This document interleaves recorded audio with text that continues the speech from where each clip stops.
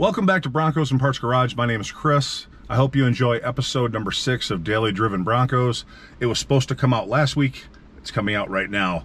Today we're going to go over your floppy shifter arm, which I put out in that teaser YouTube video. We're going to diagnose why it's floppy, how we can fix it, and then put it all back together. And this is exactly what I'm talking about. If you have a OBS Ford or a Bronco and you're tired of this, let's get this fixed. The first thing I'm going to do right now is disconnect my battery because I know I'm going to have my door open and I don't want to hear it dinging the entire time. So let's get the battery disconnected and get to work. As stated before, the first step would be disconnecting your battery under the hood. You don't want your ignition chime driving you nuts, and you don't want to kill your battery by having the courtesy lights left on because your door's open. The next step would be removing your fuse panel or knee kick panel. There's two 7mm screws or T20 bit, and there's 4 clips up on top, 2 on each side. Mine are already out because my truck's in a constant state of repair, but you just grasp this and firmly pull back and pop the clips out. That's what they look like right there. There's 2 on each side. Be careful, it's brittle plastic, but if you pull straight out, they shouldn't break. And set this aside. The next step, unfortunately, would be removing your instrument cluster bezel. Mine has already been taken off, and in the description of this video, there will be a link to another video that shows you how to take your cluster bezel off and reinstall it. It's fairly simple, but it helps to get this out of the way when we dive into the steering column mechanisms and guts under here. The next step will be removing the steering column cover. There's a couple Phillips screws that we'll remove from the bottom, but first we need to remove the tilt lever, and I'm going to use a 7/32 open-end wrench and grab onto the flat spot back here. You can wrap this with a rag and grab it with some channel locks, but you risk scratching it. You don't want to hack this up. So let's get this off real quick. Once it's loosened, it should come off fairly easy. And we want to keep this close by because we're going to screw it in lightly once we get this cover off to tilt the wheel down. The next step will be removing the Phillips screws in the bottom of the steering wheel cover.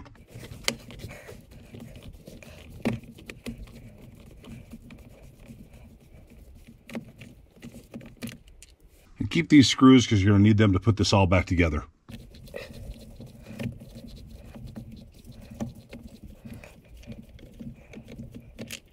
That's 2. The third one is just in front of the ignition cylinder itself. The last screw is located right here. It's right in the corner where the top meets the bottom, right in front of your shift lever cable adjuster.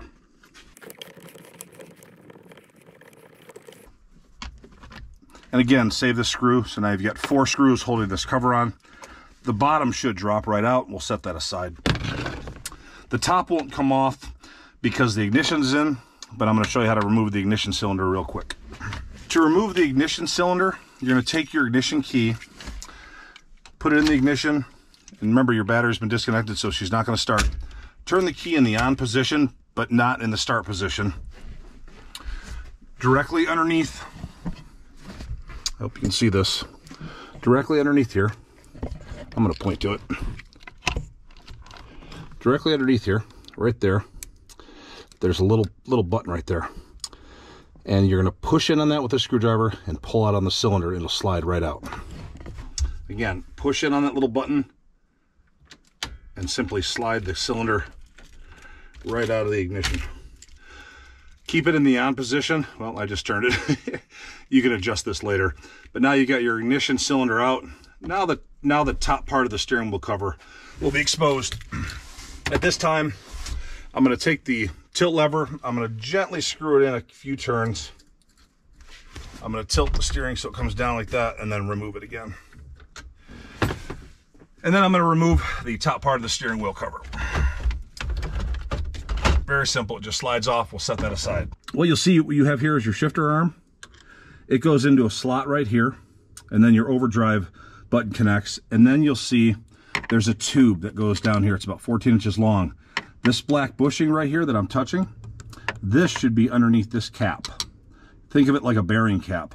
That's the bushing. It needs to be in here. That's out. So that's going to make this have lots of play. You can see that moving down in that cap. So that's one of the first things that we're going to do is replace those bushings. Right now I need to remove about 4 screws and drop this column down so it's hanging down a little bit lower. There's one other step that was already disconnected on mine, but I'm going to show you. And it's your shift lever indicator cable that makes your drive, reverse, neutral, first and second shift. This mounts right here. There'll be a screw here. I believe it's a 5.5 millimeter. This loop right here would go up and touch right here. So when you pull down your shifter, it pulls the cable and it actuates your little red dial that shows what gear you're in. Mine was already disconnected, so sorry I can't show you how to do that. But it just screws out right here. You'll unscrew, I believe it's, again, a 5.5 millimeter, could be smaller. You'll take that off, that way it's out of the way. Next thing you're going to want to do is remove your shifter boot. I do sell these used that aren't torn. Mine is not torn, but it's got a bunch of sticky goop on it from people dumping Armor All and all sorts of stuff that attracts dust. I'm going to take it and pry it loose, and if you look right here, it's just a press clip on this stud right here. So it should lift off, but you can pry it off too. I'll try to lift it off right now. Yeah, she's not budging. So we'll just pry it up a little bit with a screwdriver. You're not going to hurt anything. It goes back down. It's kind of a tension fit. Once you loosen it up, it pops off. See, you got that one off. If you have the other side, it's kind of a tension fit right here in this little slot. So it's just a matter of pulling up, and you've got this all the way off and out of the way. Now, that leads us to another issue we have. The slop that's inside this mechanism. This is the capture point for the shifter arm.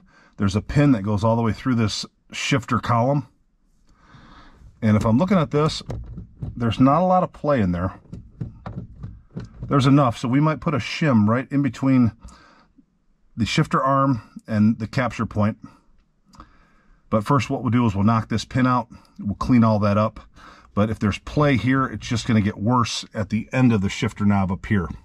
So if you got a millimeter here, it might be 2 millimeters or 3 millimeters at the other end. So we'll address that as well. Due to the confined nature under the dash and the fact that I'm a pretty big guy, we're not going to be able to show you me taking these screws out, but I'm going to show you exactly where they are. So right up in here, there's one here. That's a 13 millimeter. There's one right here. You're going to loosen these up all the way down to the bottom, but I wouldn't take them off just so the steering column will pivot down. The top screws, again, are 13 millimeter. There's one right here, and there's one right here. I don't know if you can, hopefully you can see that. So you're gonna take those all the way out. When you take those out, the steering column, because it's on a pivot or universal joint above the brake pedal, the steering wheel is just gonna flop down and sit right on your seat, and that's where you want it to rest. That way you're not pulling any of the harnesses out. It's gonna be simple, it's gonna lay right there. So let's get that done right now.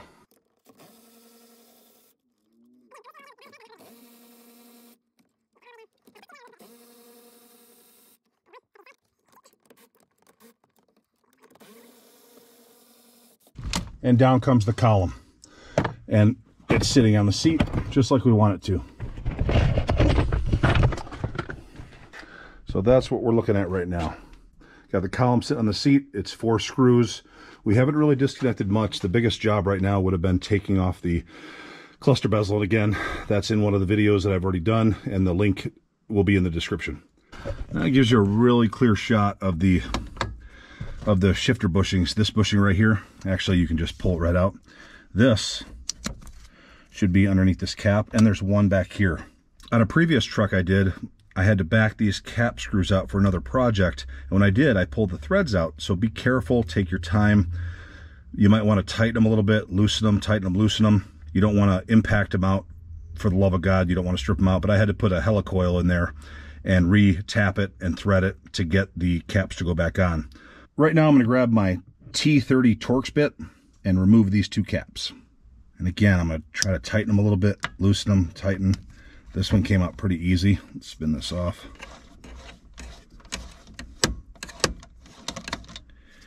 And set these screws aside. You want to keep these. Obviously you want to keep all the screws.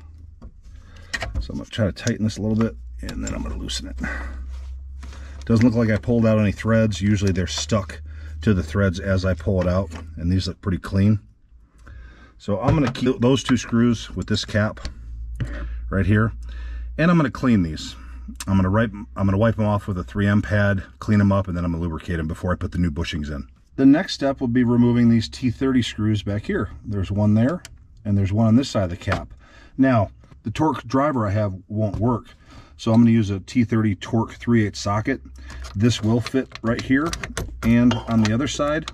So I'm going to do it off camera, only because I can't hold the camera and do it at the same time, but it's fairly simple. So let's get this done. Interestingly enough, these were barely tight, and I just had to barely touch them with that T30 Torx bit, and I could get them out with my fingers. Real simple, which is not good. So let me get these out, and then we'll take a look at the caps, start cleaning them, and evaluate if we need to dig any further in here to fix the floppy shifter arm. Here's the shifter arm bushing that was closest to the firewall. There's only 2 inside there.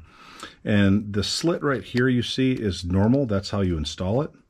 But the top part being shredded like that, and you can tell it's a lot thinner than the new ones. Well, I'll grab the new one right now and show you. There's the difference. There's a new one. It's designed with ridges on the edge to keep it aligned under those caps. And here's the old one, tore to pieces. While I wish I could get this thicker, we'll go ahead and replace these. I'm going to clean the caps. I'm going to take a 3M pad and wipe down the surfaces for here. Then I'm going to put a little fluid film or some sort of lubrication on here that won't degrade this plastic over time. So I'll do a little bit of research there, and I'll let you know when I put in there. I gently clean the inside of each cap with a 3M pad, taking care not to gouge them too bad. I was able to remove some of the plastic residue and the, I guess what you call black metal, or when the pot metal oxidizes. I also cleaned and hit the shaft with a 3M pad, the back shaft with a 3M pad. I was able to get the 3M pad inside under the shaft into the pocket where the bushings sit in the back as well as the front. And then I wiped it all down with acetone, and the rag was surprisingly very black, very dirty. So now I'm going to reinstall these bushings, and I'll show you how I do that right now. To get the bushing installed, it's just a matter of taking it, pulling it apart, and snapping it over the shaft like this. Sliding it back. There's going to be some tension on there pulling the shifter back because the cable that attaches to your transmission selector is attached to this, so it's pulling. So when you're ready to pull it back, you'll pull it back. It will fall into place right here. Each one of these lips will be on the outside of this catch, and we'll screw the cap on. I'm going to do the back bushing now. You won't be able to see it just due to the camera angle, but it's very simple. It's a matter of grabbing the shift arm,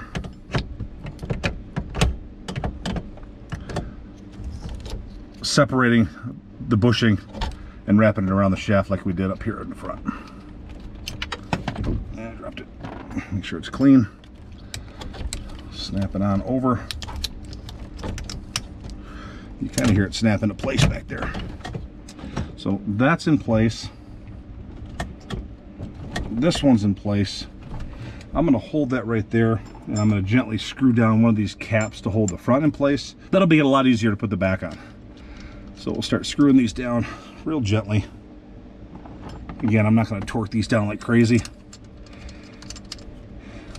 I don't know the specs, but I know that I want them tight. I don't want them coming loose, but I don't want to strip out the threads.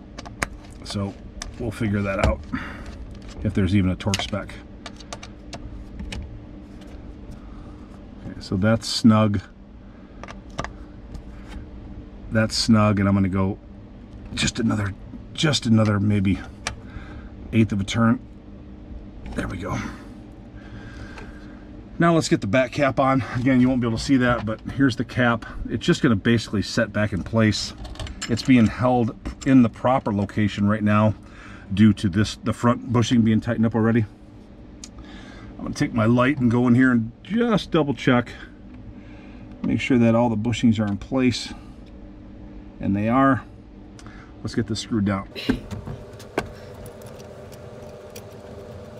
I know this isn't going to completely fix our floppy shifter, but it's going to fix about 90% of it. The rest of it will be in the shifter and the pin assembly, which I'm going to address as soon as I get this buttoned up. So I hope you're still sticking around. And as you know, I've got plenty of videos on how to fix a variety of parts in your truck. They're all basic videos, you know, for the home mechanic. I don't have a shop. I'm not a professional mechanic. I just like doing this as a hobby and helping people out if I can. It's kind of tight working in here, but it's doable. It'd be nice if they made like a crescent wrench, or excuse me, a box end wrench type Torx bit that could fit into flat spots. I got that really cranked down tight. Okay, get this socket out of here. Okay, that's all set. So this is what we've got now. We've got that, ooh, that's really bright. We've got that bushing in place. We've got the back bushing in place. They've been tightened down. Let's check and see right now how floppy that shift lever still is. Okay. Before, this whole mechanism was moving all about back and forth, up and down. Now the only play is actually in the shift arm itself. Look at, that's not moving anymore. So that's about 90% of the slop. If you remember the beginning of the video, this was clanking and clopping. Now we just gotta pull this pin right here. I'm gonna pop that pin out. It's just a matter of tapping it out from the bottom. I'm gonna disconnect the overdrive switch right here. This is just a clip that comes apart, just so I don't pull on anything or wreck anything. I'm gonna pull this shifter arm out, and I'm gonna check and see if the arm itself, if the hole this pin goes through has been ovalized on the shifter. And that's what I'm guessing, is that there's too much play in there. So what I'll try to do is put a shim between here and the arm itself. So let me get that out real quick. Again, I'm just gonna push it out from the bottom, tap it out from the bottom. It's real simple, and then pull it out from the top. It's not threaded in. I'm just gonna do it with this ratchet wrench. I'm just gonna set it up here and just push up. As you can see, it comes out. It's got some teeth on it, and we're gonna grab that and wiggle it, and that's the pin. We're gonna set that aside, and we're gonna make sure that either this is worn out, the shifter arm hole is wore out, or I just need to put a shim in, as I said earlier. Right now, the shifter arm just pops right out, and you can see it's pretty corroded. Let me get this out. We'll get it on the bench and take a look. My initial diagnosis is I thought this pin would be, these holes would be ovaled out from people moving this up and down. But as I drop this pin in, it goes through both holes. That's in there solid. That's not wiggling at all. So I know that it's not these holes. Now, let's take a look at the shifter arm. Now we've got the shifter arm. So this pin goes through those two pieces of metal, and this is in the center. So let's put this in here and get that about center. And there is a little bit of play. And that probably is, there's enough play in there. It's as though I could use a larger pin. And you can see there's a little bit of a groove in there from the 25 years of use. But I don't know if I want to replace that pin or if I want to put a shim on the top and bottom to tighten this up. But again, a little bit of play here means a lot of play on the end. One last thing, while you have the shifter arm off, it's a good time to replace this rubber boot if yours has any tears. And you can email me at n2kpi@yahoo.com or find my email address in the description, and I'll let you know if I have one. You can buy them new. I think I sell them for, I don't know, $25 used without tears. But it's a good time to get this out, clean it with some soap and water. It'll slide all the way off here. Just be careful when you're sliding it over your overdrive wire and clip. Make sure you don't snag it on anything and tear it, and by all means take the pin out first. As you can see, it only takes a few minutes to really clean this up and get rid of all that dust and grime that was on the inside. Just be careful. It might be fragile. They do tear over time. This one's in fantastic shape. I put some simple green on it, sprayed the back of it. I put a little bit of vinyl dressing on it, but nothing that stays wet and tacky so it won't attract dust and lint and all sorts of stuff. So just be careful with it. All right, back to the project. I'm not gonna drill anything out and put a larger pin in. I don't think the play is that big, and there's no play on the column end where the pin goes in. So what I'm gonna do is go to Home Depot or the hardware store. I'm gonna buy some washers, very thin polymer washers that'll go on either side of the shifter arm, and we'll see if that takes up some of the slack so it doesn't wobble so much. So What'll take me a half hour will only take you guys 2 seconds. By the time I turn the camera off, I'll be back and I'll be turning the camera back on. So stick around for that 1 second. We'll see you soon. And again, for those of you that don't know exactly what I'm talking about, I reinstalled the shifter arm, put the pin back in, and as you can see, there's a considerable amount of play beyond what the pin would allow for. So again, very thin spacer right here, and the other side, it'll still allow the shifter to pull back, but it should tighten up the up and down motion of it. So let's go get those spacers. What I did is I picked up 8 nylon washers from Home Depot. These are very tiny, they're almost transparent, they're kind of thin. My goal is to put a washer on either side of the shifter arm and get it back into the shift tube and put the pin in. It'll be kind of tough to do.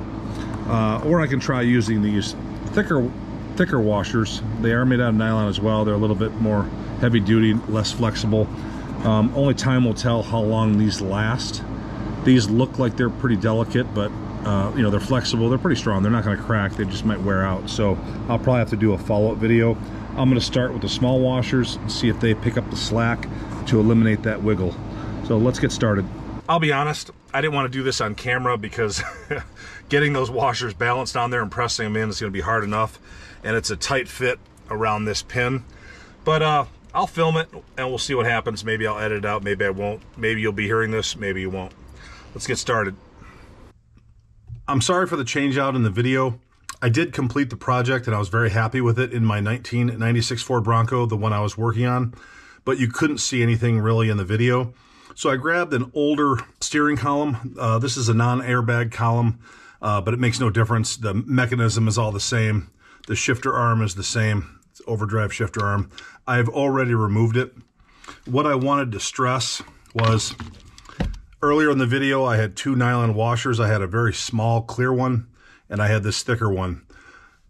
I spent a great deal of time trying to get the thinner nylon washer to go in there without being destroyed. And every time I was able to get it in here and lock everything in position, by the time I put the pin in, I was destroying that thinner, smaller nylon bushing. So what I've got here is this one. I'm going to take this on this sandpaper. I don't know if you can see it. Yeah, you can see the sandpaper. I'm going to sand this down thinner. I'm going to cut it to fit over the shape of the shifter arm, and we're going to both put them in at the same time. What I've already done is removed the pin capture clip. This clip was mounted right here, just like that. This one's kind of busted up, but as the pin travels through the arm right here, it goes through the clip, and that kind of grabs it. It catches it and keeps it from coming out. Now, in the Bronco that I have, that I finished this project in, this has been taken out. It was tight enough fit. There is a little bit of a spring clip on the bottom here. I don't know if you can see that. There's a gap there, but this gets squeezed as it passes through these 2 layers of metal and through the clip. On my Bronco, I don't have the clip installed, but it's a tight fit, and with the pin, you know, gravity would have to make the pin go up. I'm going to find a way to get another clip or put a clip on the outside underneath here and figure out a way to capture that. I don't like it uncaptured, but it isn't hurting anything right now. And you don't have to go this far. By replacing the shifter tube bushings, it tightened up my column, or excuse me, my shifter by about 90%. I got rid of the wiggle, but I want to get rid of more. So what we're going to do, as I said, we're going to sand this down. We're going to cut it to fit the profile. It's going to go inside here. I'm going to make sure that this buffer rubber is held in here. Put that back in. And then we're going to see what kind of wiggle we have right here. And again, that's what I'm trying to remove. You don't have to go that far. That's what we're going to do. So let's get started.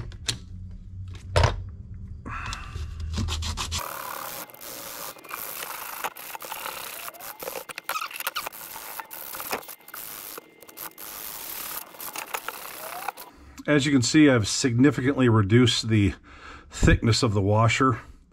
I'd say by about 1/3. I'm not sure if you can see that good. But I've sanded it down pretty thin. So the next step will be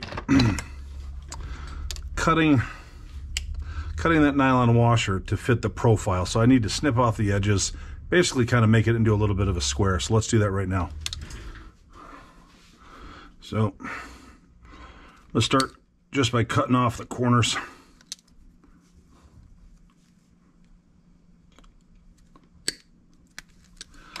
And holding it up to this. I'm going to take off a little bit more on each side. Can't hurt. And again, you don't have to go this far. I'm just kind of going extreme because I want to eliminate all of that wiggle. I know there's probably other ways. I know I could drill out this. I know I could drill out that hole in the bottom hole and get a bigger pin, but I don't want to drill into this column tube. I've got the nylon washer about the same profile as the shifter arm. Now, because I don't have the keys to this column, I'm not going to be able to go through the gears. But again, my goal is to reduce the slop that's right here. I know that when I put the pin in, I'm not going to be able to fit this retaining clip in. So you're going to have to make that call. Do you want that retaining clip to hold that pin in place? Obviously, gravity is going to hold it in place. It's not going to work itself up. It could, but I don't think it's that big of an issue. I will find a way to capture it on the bottom, but it definitely will not fit with the nylon washer. So let's get the nylon washer in. So let's get that rubber bushing in here. This is a little rubber square. Don't lose that. It's kind of a dampener when you're shifting. It literally just fits right in the edge right here. So we'll take this. I'm going to put it not directly over the hole. I'm going to put it a little bit forward, so when I put it in, it'll push itself back. So again, trying to get this on film because you guys couldn't see it in my Bronco when I did it. So let's push this in. And just like that, I got all the holes lined up. Now, because of that nylon washer, I'm going to grab a little brass hammer. I'm just going to gently tap this in. I'm not going to break anything. I'm just going to tap that pin down. And as you can see, it goes right down. Now, the shifter arm will shift, but again, I don't have the key, so it's not going to go out of gear. But if you look, there is no play in that handle at all. I mean, there's no wiggle. The only wiggle now is actually this tube turning. And again, in my other Bronco, it was the same situation. This clip is not holding the pin in on the bottom, but we'll find a way to do that at a later date. But right now, this handle, it's really hard to tell. This is not jiggling at all. So that's the project. Your first course of action is replace the shifter tube bushings. They're about $7. If you're not happy with that, you can shim the inside of this shifter arm, drop the pin back in, and leave it as it is. I've achieved the goal I wanted. The shifter arm is very tight. I mean, really tight. And I'll show you after I get it put back together. So to put things back together, I'll set the camera down and you guys can watch me do it, but it's obviously the reverse of taking it apart. It's very simple. I'll do that right now. We went from the previous floppy shifter to this. The shifter barely moves. It cycles through all the gears properly. I haven't had any problems with the retention pin coming out. I did put my boot back on, as you can see right here, but the shifter is tight and I'm very happy with the results. The only play right now is actually in the shifter tube itself and the mechanism. Everything turned out perfectly. I'm gonna go for a drive down some cement and then down a dirt road and show you what it's all about. The only problem now is everything else in the truck rattles except for the shifter arm, which is very tight. This is driving down concrete. Now I'm gonna get some video driving down this dirt road of the shifter arm. Before, it was moving so much it was like a blur. Here's the shifter arm now.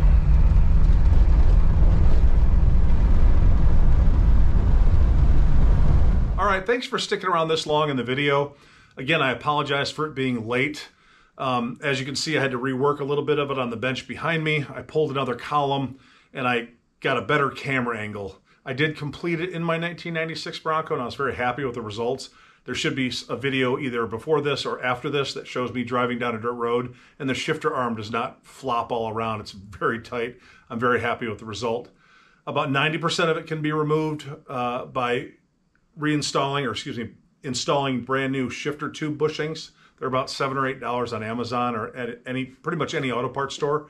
I took it one step further, and I put that little nylon shim where the shifter arm mounts in the column tube itself. You don't have to do that. It's your choice whether you want to drive around without that capture pin. I don't think it's going to go anywhere, but you got to do your own due diligence. And it's not really a risk, but you got to make that decision yourself. So I hope this video helped. I'm sorry for the delay, and I'm sorry for all the jumping around in the, I guess the final production of the video. But if you have any questions, any concerns, put them in the comment section below. Like this video, subscribe, and tell me what you think of the install. Thanks for watching.